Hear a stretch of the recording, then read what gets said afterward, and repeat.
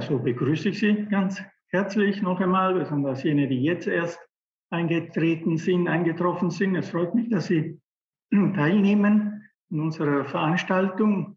Das ist wieder eine Veranstaltung der Edith-Stein-Gesellschaft Österreich zusammen mit uns Karmeliten. Es ist eine stetige Zusammenarbeit aus Österreich, aber wie eingangs gesagt, jetzt etwas verteilt, weil ich selber in Rom sitze und Frau Professor Gefalkowitz in Erlangen, wo sie auch wohnt. Es ist ein Teil der Edith-Stein-Tage, etwas, was wir versuchen monatlich zu veranstalten. Manchmal gelingt es sogar zweimal im Monat, manchmal doch nicht. Aber im Großen und Ganzen gelingt es jetzt seit einem Jahr auch mit dieser technischen Möglichkeit von den Zoom-Vorträgen. Wir wollten gern jetzt wieder mit den Präsenzveranstaltungen beginnen in Wien. Es ist wieder ein Lockdown gekommen, ein kurzes. Vielleicht klappt es im nächsten Jahr. Auf alle Fälle behalten wir auch weiterhin diese Zoom-Vorträge, weil wir eben gemerkt haben, dass so viele Menschen von außerhalb natürlich dadurch erreicht werden. Und das ist eine große Freude. Die Edith-Stein-Gesellschaft, das wiederhole ich nicht jedes Mal, aber ab und zu doch auch als Eigenwerbung, aber vielleicht auch einfach als Information, ist 2012 gegründet worden. Nächstes Jahr feiern wir 10 Jahre und hat als Anliegen die Verbreitung und die Pflege des Erbes der heiligen Edith Stein, Schwester Theresia Benedicta vom Kreuz, Karmelitin. Und deshalb ist auch der Karmel so stark engagiert. Wenn Sie Mitglied werden, unterstützen Sie dieses Anliegen und auch unsere Veranstaltungen, unsere Veröffentlichungen und erhalten dann einen Rabatt. Es geht immer um ein paar Euro, weil es ein kleiner Verein ist, aber bei den Veranstaltungen. Also im Grunde Mitglied werden heißt wirklich hier nicht so sehr profitieren davon, sondern unterstützen. Also Sie unterstützen uns und unsere Bemühungen. Gut, heute sind Sie gekommen, auch weil Sie den Titel gelesen haben. Es geht um Weihnachten, aber natürlich unter dem Blickpunkt, unter den Sichtweise Edith Steins, die im Jahre 31 eine Meditation geschrieben hat, also eigentlich ein Vortrag für eine akademische Lehrervereinigung in Ludwigshafen. Ja, und sie schrieb das, vielleicht erwähnen Sie es, Frau Professor, in der Geschichte, nachdem sie intensive auch Weihnachtsfesttage in Beuron mitgefeiert hatte. Ein interessantes Thema, ein kurzer Text, den man wirklich zur Lektüre empfehlen kann, weil es auch sehr dicht ist. Man kann es mehrmals lesen. Sicher kein rein fromme Schrift, die nur so das Kitschige an Weihnachten nacherzählt, was wir jetzt seit September fast in jedem Schaukasten auch betrachten können, sondern wirklich den Inhalt dieses Geheimnisses der Menschwerdung und der Menschheit Jesu Christi beleuchtet. Nun, Vortragende brauche ich wahrscheinlich nicht so einzuführen, aber doch, glaube ich, es gehört sich trotzdem, Frau Professor Anna-Barbara Gefalkowitz. Ich fange jetzt ein bisschen vom Jetzt an, nicht so sehr von der Vergangenheit. Jetzt ist für uns in der Edith-Stein-Gesellschaft Österreich ein wichtiges Mitglied im wissenschaftlichen Beirat und sehr starke Mitarbeiterin mit ihren Vorträgen besonders und mit ihren Ideen. Hat vor kurzem, da durfte ich sogar dabei sein, den sogenannten Ratzinger-Preis erhalten, hier im Vatikan vom Papst Franziskus überreicht und ist jetzt in der Phase der Emeritierung, nachdem sie den Lehrstuhl an der Technischen Universität Dresden innehatte, Leiterin des Euphrat, das Institut für Philosophie und Religion, Europäisches Institut für Philosophie und Religion an der päpstlichen, also Philosophisch-Theologischen Hochschule Benedikt XVI. In Heiligenkreuz bei Wien. Zählt sicher zu den besten Kennerinnen von Edith Stein, nicht nur von Edith Stein, könnte man natürlich vieles mehr dazu sagen. Aber wir begrüßen Sie jetzt besonders in dieser Qualität und ich freue mich schon auf Ihre Ausführungen über das Weihnachtsgeheimnis, über Weihnachten nach der Sicht Edith Stein. Danke nochmal für Ihre Bereitschaft, bei uns mitzumachen. Lieber Pater Roberto und liebe Zuhörerinnen und Zuhörer, es wird ein großes Thema, denn Edith Stein hat nicht nur diesen einen schon erwähnten Vortrag 1931 über das Weihnachtsgeheimnis gehalten, sondern ich möchte auch kurz eingehen noch auf 2 Ansprachen zur Epiphanie, das heißt also zu dem Fest Heilige Drei Könige 1940 und 41, 10 Jahre später. Das hat sie bereits für den holländischen Karmel in echt geschrieben. Und da kommt noch mal ein Zug durch, der auch schon eben 10 Jahre früher anklingt. Ich will einmal zeigen, damit Sie das sehen, nachzulesen sind alle diese Dinge in der SK 19, Geistliche Texte 1. Das ist ein sehr schöner Band. Es sind natürlich auch noch andere Dinge. Ich stütze mich auf eine Ausarbeitung, die ich schon gemacht habe, werde sie aber vereinfachen. Das ist mein Buch über unerbittliches Licht. Ich halte es auch mal kurz in die Kamera. Und da habe ich eben noch eine Interpretation auch dieses Weihnachtsgeheimnisses. Es wird jetzt etwas vereinfacht und vor allem werde ich zwischen den Darstellungen auch noch Zitate lesen. Wir sehen mal, dass wir gut hinkommen und ich freue mich auch anschließend auf ein Gespräch. Wir finden in diesen Texten, Ganzen werden es also 3 sein, etwas, was Edith Stein selten unmittelbar ausspricht, nämlich ein eigenes religiöses Erleben. Die 2 letzten Texte in echt hat sie ja schon gegen Ende ihres Lebens geschrieben, ohne zu wissen, dass es ein Ende sein würde. Und man merkt, dass dort ein Hell-Dunkel angesprochen ist. Wenn man das im Auge behält, dann merkt man aber auch, dass die 40-Jährige im Jahre 1931 solche mitlaufenden, hell-dunklen Erfahrungen auch schon hineinmischt. Das heißt, wir werden in der Beschäftigung mit der Krippe auch rasch auf das Kreuz kommen, aber auch dann wieder eine Verbindung zurück. Und ich will gleich vorhersagen, vorausblickend, dass Edith Stein uns im Ganzen 4 Ratschläge gibt, wie man sich auf Weihnachten vorbereitet. Aber sehr schön, vor allem der letzte Ratschlag, den halte ich noch ein bisschen zurück, wie man im Grunde genommen täglich die Menschwerdung Gottes feiert. Das wird dann eine Auflösung am Ende sein. Also nicht nur ein Text über ein Thema, sondern auch ein wirklicher hinführender Ratschlag. Alle 3 Texte berühren das Weihnachtsgeheimnis. Und wenn wir das so einfach sagen, dann merken wir sofort, dass wir hier in einer eigentlichen Überforderung schon stehen. Denn der erste Text, also dieser große, der auch Weihnachtsgeheimnis heißt, nennt zwar zunächst mal das Glück und sogar den Zauber der Weihnacht, aber diese Poesie rührt sofort an das Geheimnis der Bosheit. Dicht neben der Krippe im Festkreis taucht ja dann bereits der gesteinigte Stephanus auf. Dann die erschlagenen Kinder von Bethlehem. Und auch die 2 späten kleinen Ansprachen sind knapp und schon vom eigenen Leiden bedrängt. Wenn die 3 Weisen eingeführt werden, die 3 Könige, dann kann man unter den 3 Gaben schon die Myrrhe der äußersten Armut sehen. Und sie interpretiert sie als die Myrrhe der Lämmer vor der Schlachtbank. Diese dunklen Töne sind das Erste, was ich behandeln will. Wir werden aber dann in eine helle und sogar auch merklich heitere Möglichkeit oder Stimmung überwechseln.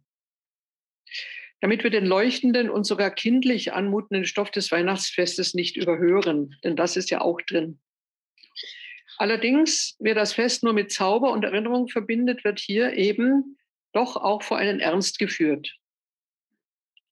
Pater Roberto hat schon gesagt, dass das ein Vortrag vom 13. Januar 1931 in Ludwigshafen war. Der Text war zum Sprechen bestimmt, sicher nicht für den Druck gedacht. Die Sprache ist sehr einfach, aber auch sehr innig.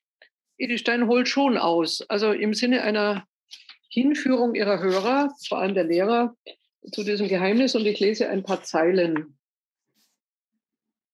Von dem bloßen Wort geht ein Zauber aus, Weihnachten, dem sich kaum irgendein Herz entziehen kann. Selbst die Andersgläubigen und Ungläubigen, denen die alte Geschichte vom Kinde zu Bethlehem nichts bedeutet, rüsten für das Fest und überlegen, wie sie da und dort einen Strahl der Freude entzünden können. Es geht wie ein warmer Strom der Liebe über die ganze Erde. Ein Fest der Liebe und Freude. Das ist der Stern, auf den alle in den ersten Wintermonaten zugehen. Für den Christen und besonders für den katholischen Christen ist es noch etwas anderes. Ihn führt der Stern zur Krippe mit dem Kindlein, das den Frieden auf Erden bringt. In zahllosen lieblichen Bildern stellt es uns die christliche Kunst vor Augen.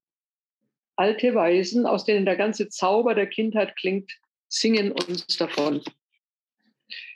Wir haben gehört, dass das jetzt schon eine wirklich innige Sprache ist, reich an Bildlichkeit und farbig, wobei man sagen muss, dass im Hintergrund natürlich auch diese lyrischen Wendungen im Laufe des Vortrages dann leider auch oder des Stoffes wegen verschwinden, weniger werden.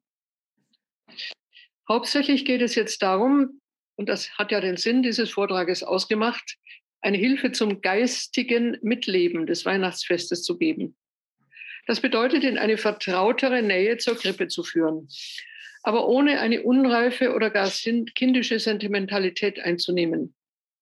Wie kann man sich als erwachsener und gereifter Christ in das Geheimnis der Menschwerdung einfinden? Wie kann man von diesem Geheimnis aus sein eigenes Leben erschließen?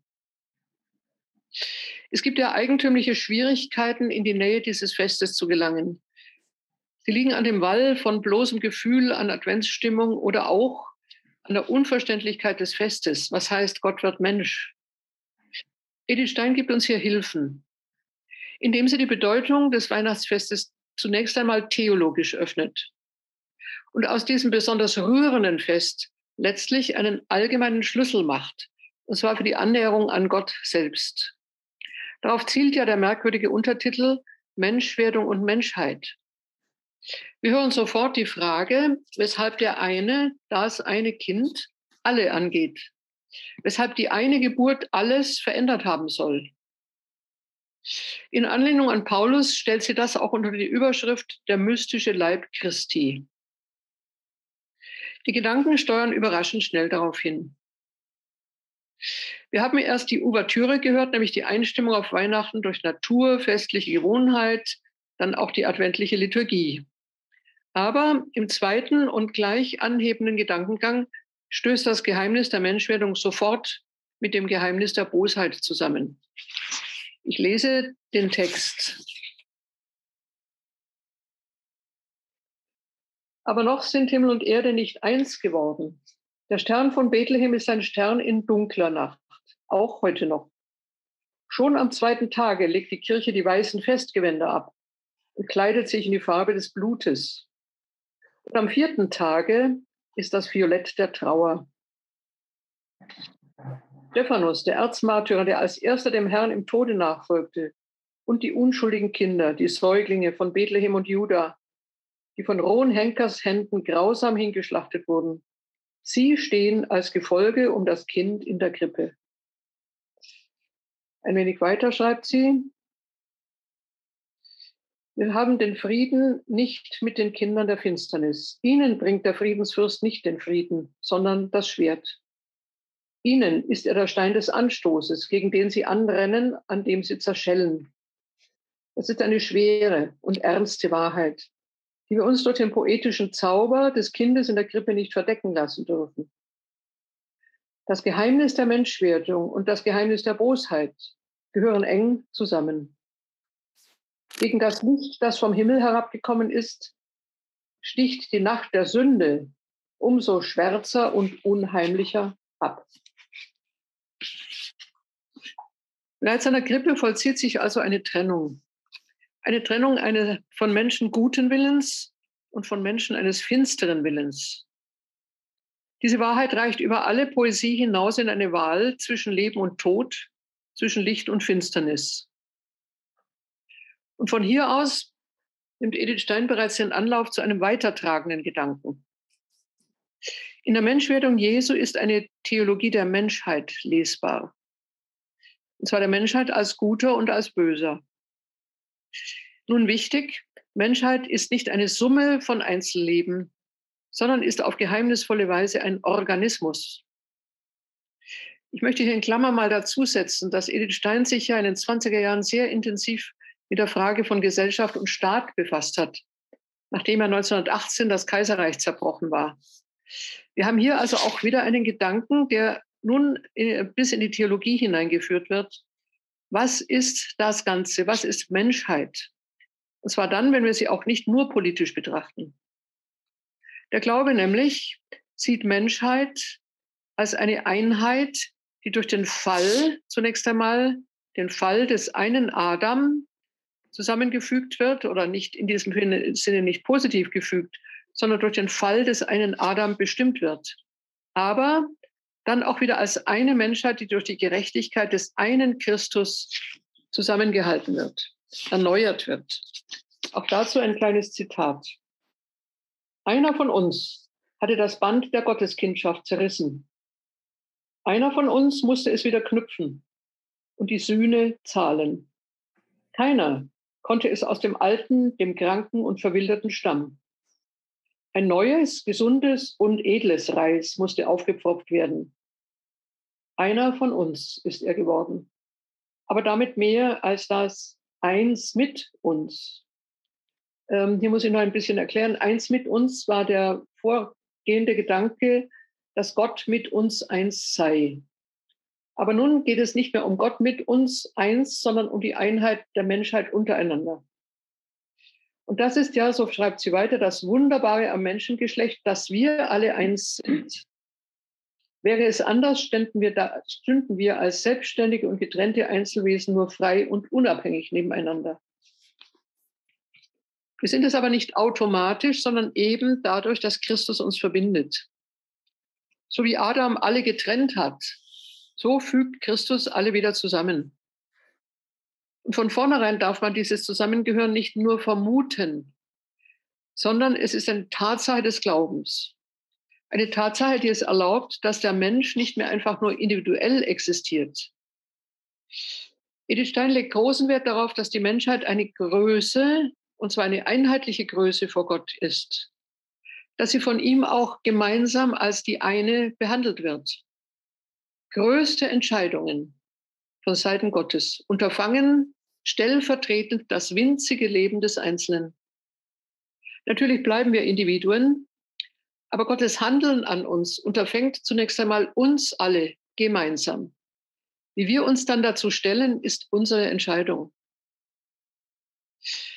Wir haben also eine große Eindringlichkeit mit etwas, womit wir wahrscheinlich gar nicht gerechnet haben, dass das mit der Menschwerdung verbunden werden könnte. Menschwerdung ist Ausdruck dafür, dass die Menschheit eins vor Gott ist. Dadurch, dass Christus Mensch wurde, die Menschen erlöst hat, hat er die Menschheit als Ganze wiederhergestellt. Paulus nennt es den Leib Christi, den unerklärlich wirksamen Organismus. Auch dazu eine kleine Stelle. Christus das Haupt, wir die Glieder im Corpus Mysticum. Dann sind wir zueinander Glied zu Glied und wir Menschen untereinander unum esse in Deo, ein einziges göttliches Leben in Gott. Wenn Gott in uns ist und wenn er die Liebe ist, so kann er nicht anders sein, so kann es nicht anders sein, als dass wir die Brüder lieben. Darum ist unsere Menschenliebe das Maß unserer Gottesliebe. Aber es ist eine andere als die natürliche Menschenliebe. Ein paar Zeilen weiter. Der ist jeweils der Nächste, den wir vor uns haben und der eben unser am meisten bedarf. Gleichgültig, ob er verwandt ist oder nicht, ob wir ihn mögen oder nicht, ob er der Hilfe moralisch würdig ist oder nicht. Die Liebe Christi kennt keine Grenzen. Sie hört nimmer auf. Sie schaudert nicht zurück vor Hässlichkeit und Schmutz. Wir hören schon, dass wir jetzt in einer großen Theologie sind. Die Menschwerdung Jesu ist nicht einfach die Idylle, als der wir sie immer vordergründig zunächst einmal nehmen. Sie ist die erneute Bergung der Menschheit im Göttlichen. Sie ist die Bestätigung der Einheit der Menschheit von oben. Sie schafft aber auch nicht in geringerem Maße eine Beziehung nach innen. Also wir gehören zueinander. Der Organismus der Menschheit wird in sich wieder verknüpft. Was Adam getrennt hat, fügt Christus zusammen. Menschheit also in der Beziehung nach oben, direkt zu Gott und in der Beziehung auch zu sich selbst. Von hier aus wird deutlich, dass die Liebe zum Fremden in kühner Weise einem Verwandten gilt. Und noch tiefer gesehen, wenn wir von Gott herkommen, dem Urheber dieser Verwandtschaft. Nun ein dritter Gedanke. Also nicht nur die Einheit durch Gott gestiftet, sondern auch die Einheit untereinander, auch in der Weise unserer Liebe zueinander. Ein dritter Gedanke. Wir müssen auf das Haupt dieses Leibes unser Vertrauen setzen. Und hier kommt die wunderbar helle Seite Edith Steins zum Vorschein. Bisher haben wir ihren Ernst so sehr betont. Sie spricht nämlich von der Freiheit und Fröhlichkeit der Übergabe an dieses Haupt. Eine kleine Stelle. Gottes Kind sein heißt an Gottes Hand gehen. Gottes Willen, nicht den eigenen Willen tun. Alle Sorgen und alle Hoffnung in Gottes Hand legen. Nicht mehr selbst um sich und seine Zukunft sorgen. Darauf beruht die Freiheit und Fröhlichkeit des Gotteskindes. Wie wenige, auch von den wahrhaft Frommen, selbst heroisch Opferwilligen, besitzen diese Fröhlichkeit. Sie gehen immer wie niedergebeugt unter der schweren Last ihrer Sorgen und Pflichten.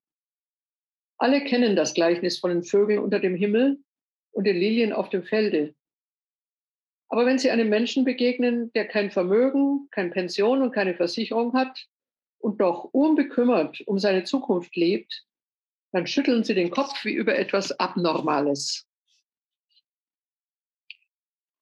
Nimmt man den Gedanken der Einheit ernst, auch der gegenseitigen Stütze und dass Christus in der Tat als Haupt seinen Leib nicht verlässt, so ist auch das Vertrauen auf seinen Halt, die souveräne Führung dieses Leibes einsichtig.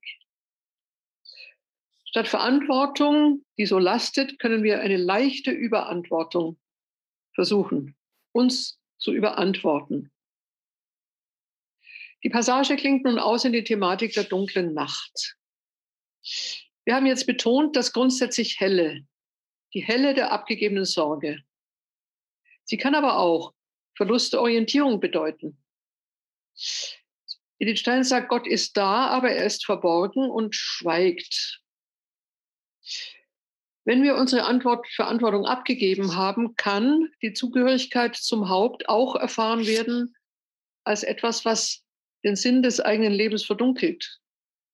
Deutlicher gesprochen, das Haupt fordert einen Anteil am Leiden ein. Hier sind wir bei einem großen Thema Edith Steins, dem sie ja letztlich auch ihr Leben geopfert hat. Einheit, auch des Menschengeschlechtes, meint nun alles, auch die lösende Kraft der Stellvertretung. Wir treten auch füreinander ein.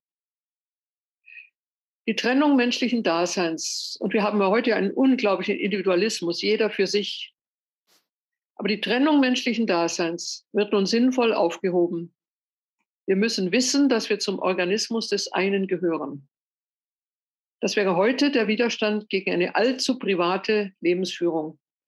Oder, wie wir auch sagen können, gegen eine allzu starke Diversität. Jeder klagt für sich seine eigene Unterscheidung ein. Für Edith Stein ist diese Unterscheidung überwunden. Wenn wir das alles annehmen, als von Christus, dem Haupt, zusammengehalten, ist es sinnvoll und wird auch angenehm. Ihr letzter Gedanke in dieser Reihe dient nun der Erwartung, dass die Glieder des Leibes auch in der Dunkelheit, auch wenn sie dieses innere Licht nicht mehr empfinden, dem geheimnisvollen Leib zugehörig bleiben und sich nicht aus Verwirrung für abgetrennt halten. Hier erteilt Edith Stein selbst erprobten Rat zu einfachen Vollzügen. Sichtlich ist ihre eigene Erfahrung schon so weit vorgedrungen, dass sie überzeugende Hinweise gibt. Jetzt machen wir einen Schritt, und zwar von der Theologie nun in die Fragen, wie wir das vorbereiten können, wie wir auch ohne deutliche Führung uns im Raum dieser Zusammengehörigkeit halten, in der unsichtbaren Einheit zu Hause bleiben. Es gibt 4 Mittel. Das ist nun sehr einfach, sehr schön und beleuchtet eben auch Edith Stein selbst. Beten. Beten. Wir haben ja in den späten Schriften Edith Steins immer wieder von der Mystik der dunklen Nacht, in der tatsächlich das Sehen ausfällt. Aber sprechen können wir mit Gott. Selbst wenn wir glauben, keine Antwort zu haben, wir können sprechen, beten. Ein zweiter Gedanke, Gehorsam gegen den Geist. Also, dass unsere tun, soweit wir es einsehen. Wir können hinzufügen im Geist des alten Kirchenliedes, tu du das Deine nur getreu und trau des Himmels reichem Segen, so wird er bei dir werden neu.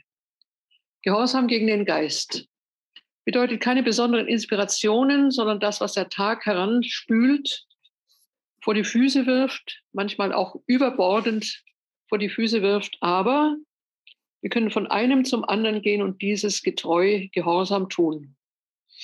Ein dritter Gedanke, für Edith Stein auch eine sehr persönlich vollzogene Weise, Gehorsam gegen die Kirche. Das ist ein Punkt, den wir heute sehr kritisch sehen, weil wir das Versagen der Kirche in verschiedenen ihrer Mitglieder sehr deutlich vor Augen bekommen.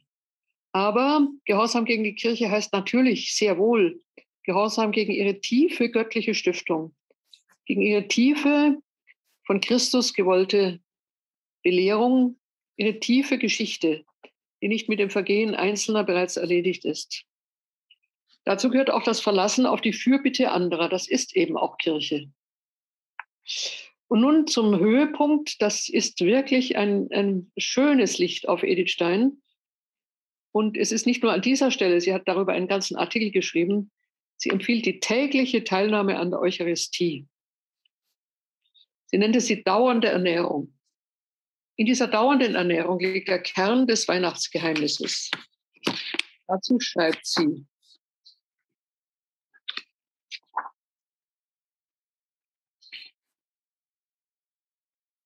Der Heiland, der weiß, dass wir Menschen sind und Menschen bleiben, die täglich mit menschlichen Schwächen zu kämpfen haben, kommt unserer Menschlichkeit auf wahrhaft göttliche Weise zu Hilfe. Wie der irdische Leib des täglichen Brotes bedarf, so verlangt auch der göttliche Leib in uns, nach dauernder Ernährung. Dieses ist das lebendige Brot, das vom Himmel herabgekommen ist, Johannesevangelium.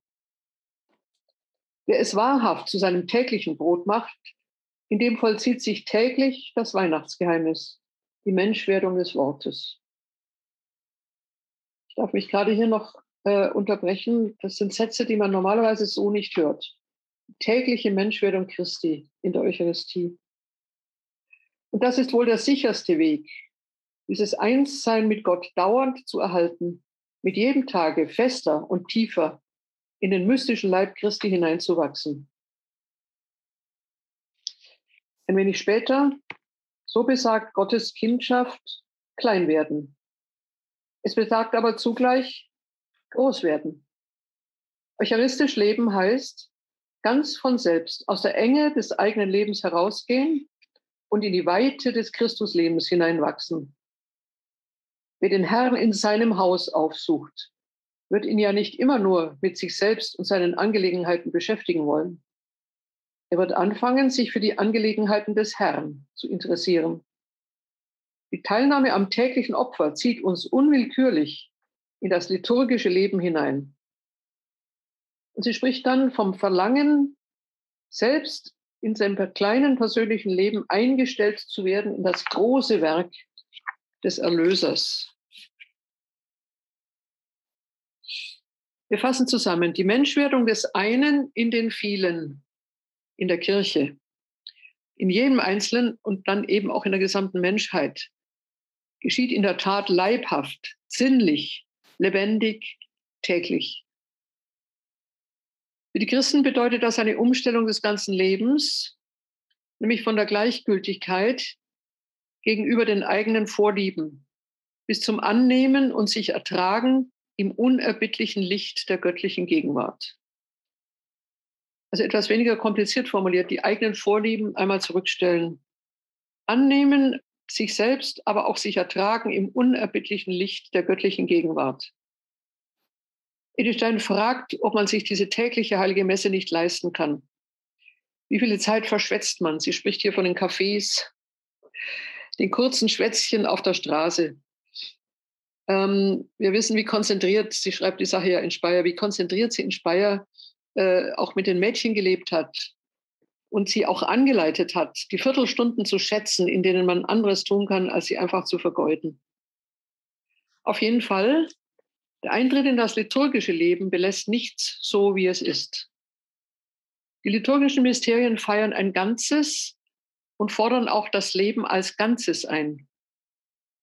Wir können keine Teilantworten geben, auch wenn diese wahr sind. Irgendwann müssen wir über den Teil, den wir geben, hinauswachsen. Auch die Krippe ist nur ein Blick auf die Wahrheit des Ganzen. Wenn wir nur bei ihr verweilen, wird sie leicht zum Ausweg in die Idylle.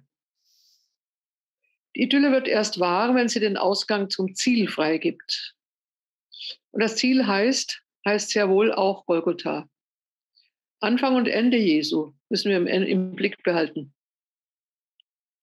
Dann fügen sich Krippe und Kreuz zusammen. Wir blicken vom Kind auf den Getöteten.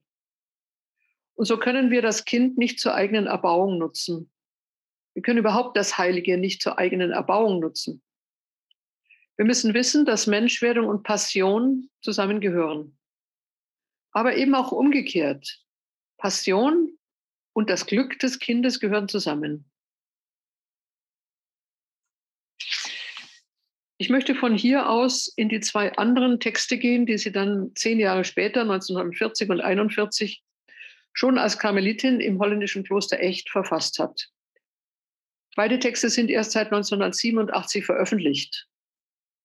Sie sind sehr viel kürzer, sie sind geschrieben für das Dreikönigsfest und offenbar sind sie ein Auftrag der Oberin gewesen, den Edith Stein für ihre Karmelschwestern hielt. Daraus erklärt sich auch die Dichte, also die auch sehr gedrängte Form, in der sie spricht. Und es gibt noch eine dritte Rede, die ich aber jetzt nicht nehme, will es aber erwähnen, auch noch zur Epiphanie 1942. Das heißt, ein paar Monate vor ihrem Tod, in Edith Steins letztem Lebensjahr. Damals hat sie dann schon Holländisch gesprochen, es ist natürlich übersetzt. Aber wir nehmen einmal die beiden aus 1940 und 1941 noch einmal zur Vertiefung. In Echt hatten die Karmelschwestern nämlich zu Heilig Drei König oder Epiphanie, Erscheinung des Herrn, ihre Gelübde erneuert. Und die Priorin wollte mit dieser Ansprache eine Einführung in das Fest und vor allem eine Ermutigung zu dieser Gelübdeerneuerung. Damit sind diese Gedanken natürlich für einen inneren Kreis bestimmt. Und von daher ausdrücklich schon religiös, während wir vorher in diesem Weihnachtsgeheimnis, das ja dann auch an Lehrer gerichtet wird als Rede, ein größeres Ausgreifen haben. Also im Sinne dieser Einfügung in die Menschheit und gleichzeitig dann von der Menschheit her wiederum auf Gott, die Kirche und Christus bezogen. Hier aber direkt und unmittelbar für die Schwestern. Die Schwestern, das bedeutet ja in der Lebenshingabe bereits eine längst getroffene Entscheidung. Und im Karmel ja auch eine harte Entscheidung. So bleiben diese Vorträge knapp. Sie verständigen sich rasch. Das Erforderliche liegt ja auf der Hand. Die Sprache wird ganz ungeziert. Sie wird vom Gedanken getragen. Und wir werden gleich merken, sie hat eine solche Dichte, dass die besondere Bedeutung gerade der ersten Ansprache auf den Augenschein hier nicht einmal hervortritt. Deswegen möchte ich das deutlich machen. Der erste Text von 1940 heißt Verborgenes Leben und Epiphanie. Er zeigt eine Zweiteilung des Gedankens. Zunächst unerwartet eindringlich eine Theologie der Kirche. Und dann die Anwendung des Bedachten auf das eigene Leben. Im ersten Teil merkt man, wenn man Edith Steins Schriften kennt, trotz der ganzen Knappheit, dass dieser Gedanke längst von ihr erarbeitet ist. Es geht nämlich um die Frage der unsichtbaren Kirche. Wir erinnern uns, dass vor Jahrzehnten einmal Karl Rahner das Wort vom anonymen Christen in die Öffentlichkeit brachte. Es wurde mehrfach kritisiert. Es trifft auch, glaube ich, nicht ganz die Intention, die Rahner damit verbinden wollte. Vor allem ist es natürlich die Frage, ob man Andersgläubige oder Agnostiker bereits als anonyme Christen bezeichnen kann, gegen ihren Willen. Aber davon abgesehen noch einmal die Frage, wie sie Edith Stein stellt. Gibt es eine unsichtbare Kirche, in der das Wort Kirche gar nicht auftritt, sie aber trotzdem zu dieser einen heiligen katholischen und apostolischen Kirche gehört? Edith Stein wird nun sehr kühn. Sie geht nämlich auf die Genesis zurück. Die Entwicklung von den Ureltern Adam und Eva bis zur Inkarnation Jesu, bis zur Krippe, wird theologisch ausgeleuchtet. Die These heißt, die Krippe Jesu ist Ziel aller vorausgegangenen menschheitlichen Entwicklung. Die Krippe ist Kreuzungspunkt nach rückwärts in die Urzeiten und nach vorwärts bis in die Apokalypse. Sie ist gewissermaßen Mittelpunkt. Und von daher erscheint an der Krippe zum ersten Mal sichtbar die Kirche, die bereits längst vorher unsichtbar vorgeformt ist. Man muss diesen Gedanken einmal behalten, dann versteht man, dass Edith Stein, die ja sich diese Theologie von selbst auch angeeignet hat, und wir bedenken, sie wurde ja erst spät getauft, sie hat ja keine katholische Katechese gehabt. Aber sie geht bis in diese sehr tiefen und sehr herausfordernden Gedanken hinein. Der Weg der unsichtbaren Kirche beginnt nämlich im Paradies bei ihr. Selbst mitten im Gericht, als die Stammeltern Adam und Eva aus dem Paradies vertrieben werden, bekommen sie einen Strahl des Geistes, so nennt sie das, einen Strahl des Geistes. Gott hat sie ja nicht verworfen, sondern sie zwar aus dem Paradies verbannt, aber ihnen ja dennoch eine geistige Möglichkeit mitgegeben, nämlich sich auf einen kommenden Erlöser vorzubereiten. Wie bewusst das ist, spielt jetzt gar keine Rolle. Aber Gott hat sie nicht letztlich verworfen, im Gegenteil.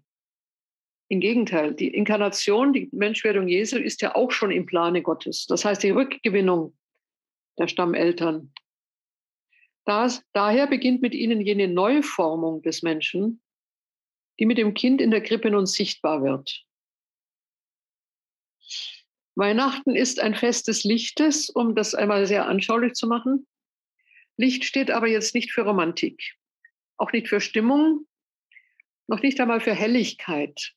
Licht ist bei Edith Stein in diesem Zusammenhang das Wort für den Geist. Der Geist macht Licht.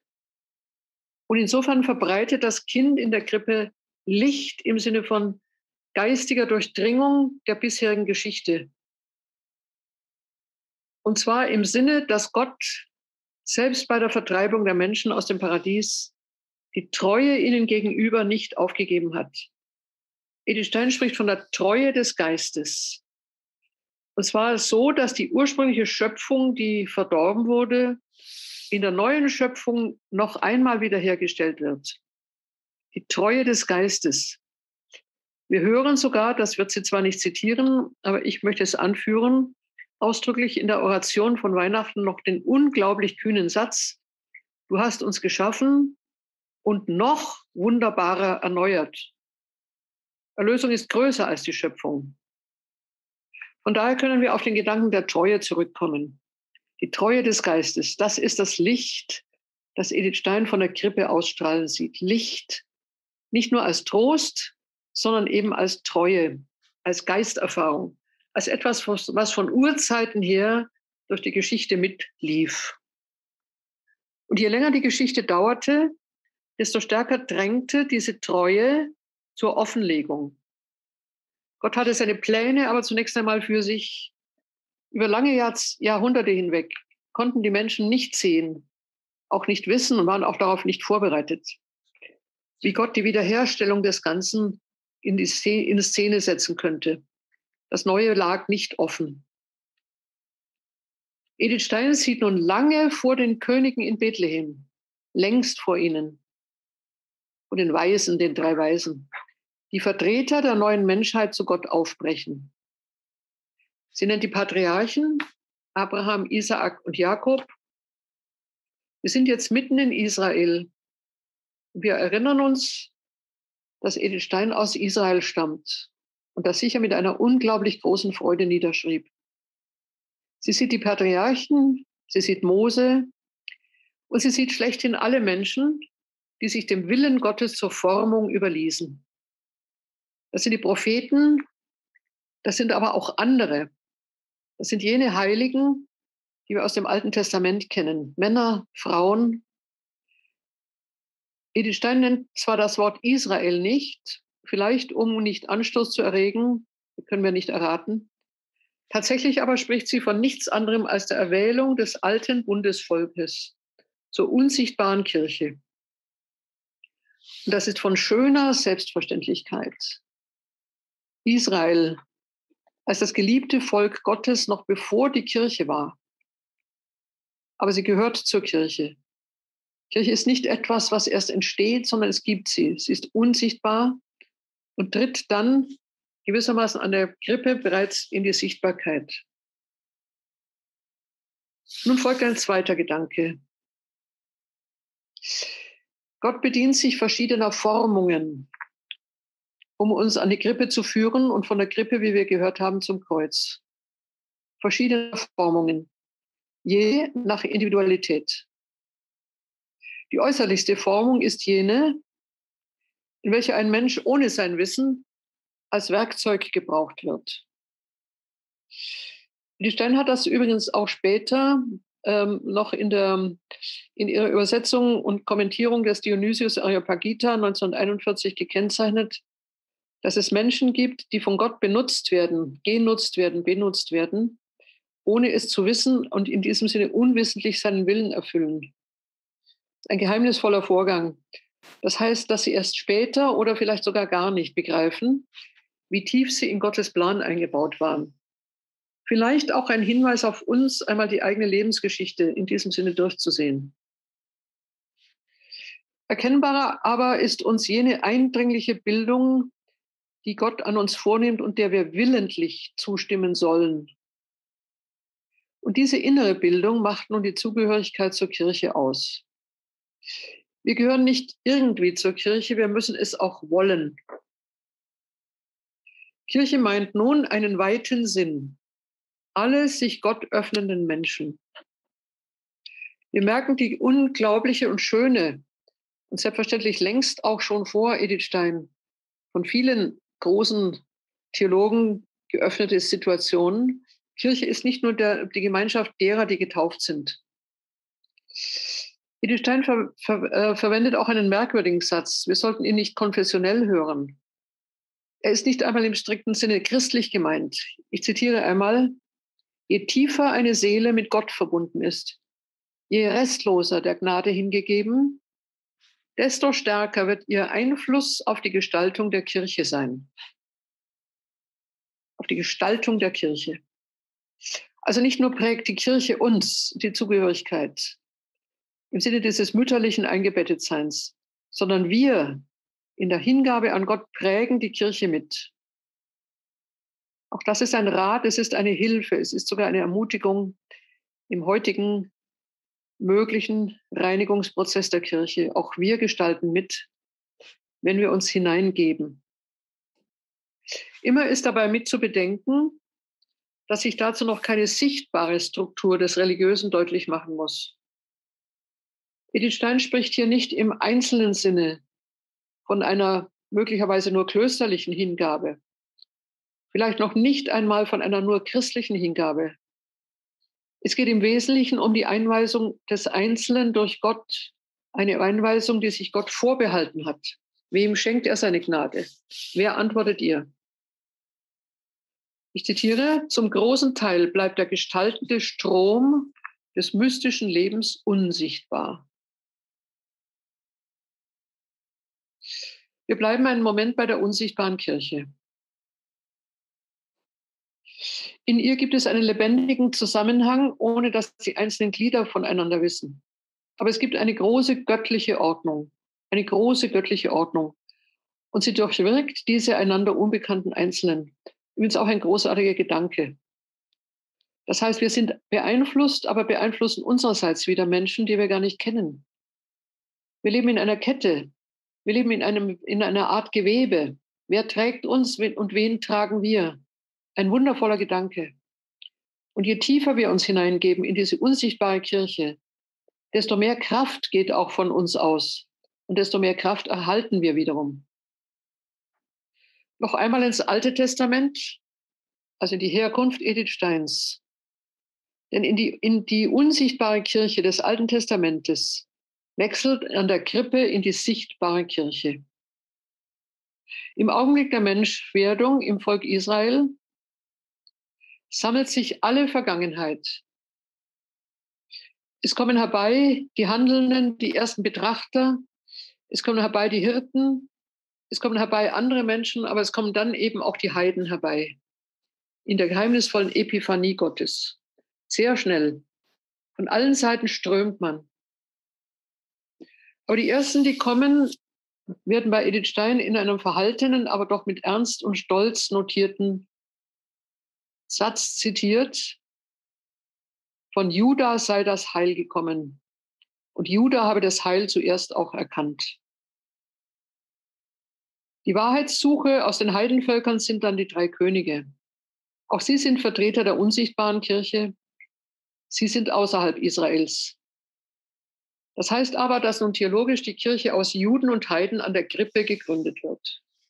Zuerst aus den Juden, dann aus den Heiden. Ein großartiger Gedanke, den wir natürlich auch von Paulus kennen. Edith Stein ist hier eben auf den Spuren des großen Völkerapostels. Sie wirft daher mit ungewöhnlichem Freimut einen Blick auf die theologische Zusammengehörigkeit des Alten und Neuen Bundes. In einer relativ ungebräuchlichen Wortprägung spricht sie sogar vom Urevangelium und meint damit das Alte Testament, das Urevangelium. In der Menschwerdung Jesu, in der Menschwerdung Gottes, berühren sich das alte und neue Israel. Das ist Glück, aber es ist auch eine Berührung, die sie an ihrer eigenen Person empfand und zu einem schmerzlichen Ende bringen musste. Denn durch die Menschwerdung trennen sich auch Synagoge und Kirche, nicht gleich, aber dann im Laufe des Lebens Jesu. Und wir wissen und wollen es auch noch einmal sagen, dass dies auch ihr eigenes Leben gekostet hat. Gehen wir kurz zu den Heiden, das heißt, sie nennt sie immer die Könige, die drei Magier. Auch sie sind Vertreter der unsichtbaren Kirche. Und sie stellt sie in einen Bezug zur damaligen Gegenwart, 1940. Das Drängen der Könige zu einem Unbekannten hinaus und immer weiter ist Grundlage ihrer Überlegung. Edith Stein zeichnet nun eine offene Dynamik der Berufung. Die Könige wurden ja von einem Stern gelockt. Und was heißt nun berufen werden? Sicher nicht nur im engen Sinne für das Kloster, sie erzählt es ja ihren Schwestern, die dafür berufen sind, sondern für das Christsein überhaupt. Die Könige haben ein Unbekanntes gesucht. Und sie haben nun auch Stationen gefunden, vor allem die Station in Bethlehem, sind aber da nicht geblieben. Von Bethlehem sind sie wiederum aufgebrochen. Edith Stein deutet das so: Der Sinn der immer erneuerten Hingabe, an dem Tag eben noch einmal die Hingabe in der Gelübdeerneuerung, heißt, gefunden haben und zu weiterer Suche fortschreiten. Immer gibt es Steigerungen von Gnade. Nie kann es eine endgültige Ankunft geben in diesem zeitlichen Leben. Warum nicht? Nie hat sich die Gnade erschöpft. Selbst das Geben der drei königlichen Gaben, selbst das Finden des göttlichen Kindes schließt in der biblischen Geschichte trotz allem eine Rückkehr in den Alltag und das Verlassen des Gefundenen ein. So nennt sie die drei Könige einen ernsthaften Mahnruf. Immer erneute Bereitschaft, auf die Wanderung zu gehen. Immer erneutes Vertrauen darauf, durch diese Wanderung auch das Ganze, das Angesicht der Erde zu verändern. Ja, ich als Einzelne verändere das Angesicht der Erde. Gerade weil die Wanderung in der Regel allein vor sich geht, dürfen wir den Lohn, die Erneuerung des Ganzen nicht sichtbar erwarten. Das ist uns nicht gegönnt. Wir haben kein Bewusstsein davon, wie wir wirken. Nein, aber wir können uns an den Wirkenden überlassen. Und die Wege unserer vielen Leben müssen nicht auf einen einzigen Hauptweg für uns erkennbar zusammenströmen. Edith Stein sagt einen sehr schönen und nachdenklichen Satz. Es ist nicht nötig, dass wir die Epiphanie unseres Lebens erfahren. Wir können es übersetzen, es ist nicht nötig, dass wir die Offenbarung des Herrn in unserem Leben erfahren. Ein einschränkender Satz, sehr tief gemeint, aber eben keineswegs hoffnungslos, ganz im Gegenteil. Mehr als dieses Bewusstsein brauchen wir zunächst nicht, denn der Hauptweg ist ja trotzdem da, das glauben wir. Und die stellvertretende Wanderung der Einzelnen mündet letztlich in eine Bewegung, die für alle Kraft bringt. Das ist der Trost der Wanderung. Die anderen stützen mich, ich stütze sie, auch wenn wir uns gegenüber unsichtbar bleiben. Zuletzt zum zweiten und noch kleineren Text, vom 6.1.1941. Damals ist Holland noch nicht besetzt. Während 1942 dann eben Edith Stein auch in holländischer Sprache spricht, ein kleiner Protest gegen die Besetzung Hollands durch die Nazis. Aber 1941 noch nicht. Wiederum die gelübde Erneuerung. Hier geht sie theologisch nicht so tief. Sie bleibt bei den Gestalten um die Krippe. Die Betrachtung wirkt intim. Sie ordnet die Schwestern in einer inneren Verwandtschaft zu den Heiligen zu und stellt sie mit ihnen um die Krippe. So werden die Gestalten durchsichtig, die dem Geburtsfest Jesu liturgisch folgen. Die Schwestern können sich ihnen nähern. Stephanus wird mit dem Gold des Gehorsams in eins gesetzt. Also mit den 3 Gaben der Könige werden nun die einzelnen Gestalten in Verbindung gebracht.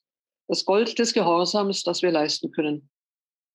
Die Kinder von Juda, die erschlagen werden, werden von der Myrrhe der Armut gekennzeichnet. Johannes, der Lieblingsjünger, Johannes der Apostel, mit dem Weihrauch der Reinheit. Gold, Myrrhe und Weihrauch, Gehorsam, Armut und Reinheit. In diesen 3 Konturen sind selbstverständlich die 3 evangelischen Räte enthalten, die christliche Lebensführung überhaupt. Um es deutlich zu sagen, sie gelten nicht nur für die Nonnen oder Mönche, sie gelten auch für uns. So schnell lässt sich das nicht übersetzen, aber es sind die 3 Ratschläge des Evangeliums. In Schrift und Brot, in der Eucharistie, hören wir täglich wiederum diese Herausforderungen. Und Edith Stein nennt nun das Annehmen dieser 3 Ratschläge oder dieser 3 evangelischen Räte dadurch begabt und dadurch bedankt, dass der Herr uns nahe kommt, in einer königlichen Gegengabe. So sind es ihre Worte. Die Nähe des Herrn, die königliche Gegengabe, wenn wir ihm diese Gaben bringen. Sie wird auch sagen, und das ist jetzt auch in einem kleinen Sinne schon prophetisch, vorausschauend, ob wir das Ende dieses Jahres erleben, wissen wir nicht. Es ist ein großer Ernst, diese Gaben zu geben und die Gegengabe der königlichen Huld anzunehmen, möglicherweise auch dann mit dem eigenen Tode noch eingelöst. Ihre Worte von der Myrrhe des Schmerzes erscheinen damit auch in einem neuen und durchdringenden Licht. Wieder gibt es keine Idylle. Auch in dieser Ansprache bleibt es die reine Einfügung in ein hell-dunkles Geheimnis. Wie dicht steht die Krippe beim Kreuz? Wie dicht steht sie in der apokalyptischen Nähe? Auf der einen Seite unerbittlicher Ernst, auf der anderen Seite tröstliche Verheißung.